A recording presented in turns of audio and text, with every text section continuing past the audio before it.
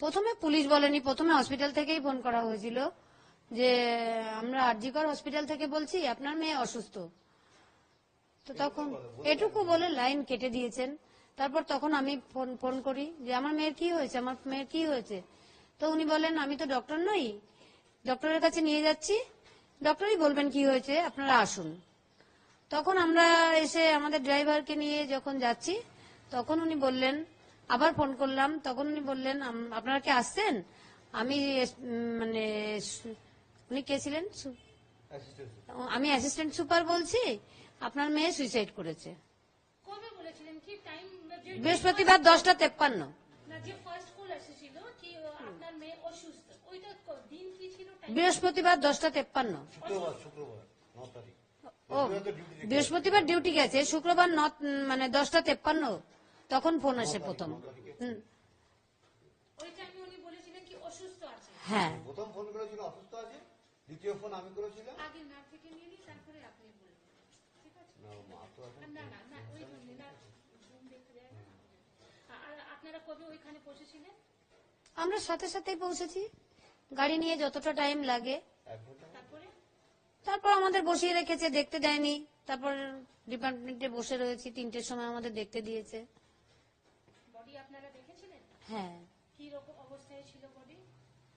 Pant ট্যান্ট গুলো সব খোলা ফেলা ছিল, গায়ে শুধু একটা জামা ছিল,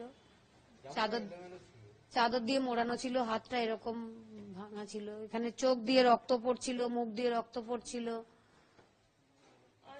যেখানে ইনসিডেন্ট হয়েছিল ওখানেই আপনাদেরকে কি করে বলবো যে ওখানেই হয়েছে? না না, সেটা বলছি না, যেখানে মেয়েকে দেখেছেন আপনারা, বডি দেখেছেন, ও শুয়ে অবস্থা, ও সেমিনার হলেই ছিল ওটা? হ্যাঁ হ্যাঁ, ওটাই বলছি। সেমিনার হলেই দেখেছি আমরা মেয়েকে। আপনার রিঅ্যাকশন কি ছিল পুলিশ বা হসপিটাল অ্যাডমিনিস্ট্রেশনকে নিয়ে?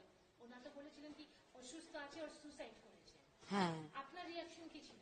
না আমি বলেছি আমার মেয়ের এই অবস্থা দেখে কেউ বলবে না সুইসাইড করেছে, মানে তাকে দেখলেই বোঝা যাচ্ছে কেউ তাকে খুন করে ফেলেছে।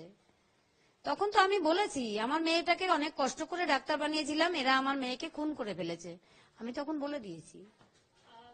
কারো উপরে এরকম আছে কি মেয়ে আপনাকে আগেই থেকে বলেছিল না সমস্যা আছে না? না, মানসিক একটা প্রেশার ছিল, কাজের প্রেশার ছিল, কিন্তু কোনোদিন এরকম বলেনি। কোনো কিছুই বলেন না। আপনি কি সিএম আপনাকে কল করেছিলেন, বলেছিলেন কি সবকিছু ঠিক হবে? হ্যাঁ, সেটা নিয়ে কি বলবেন আপনি? বলেছিলেন আপনার বাড়ি যাব, সবকিছু ঠিক হবে, দোষীদের তাড়াতাড়ি ধরে ফেলবো। কিছুই তো দেখতে পেলাম না যে এখনো পর্যন্ত কেউ ধরা পড়লো, কোনো ক্লু পেলো। একজন ধরা পড়েছে? একজন ধরা পড়েছে, ওকে তো আমি মনেই করছি না, ও ভেতরের লোক না থাকলে বাইরের ও কি করে জানলো আমার মেয়ে ওখানে আছে?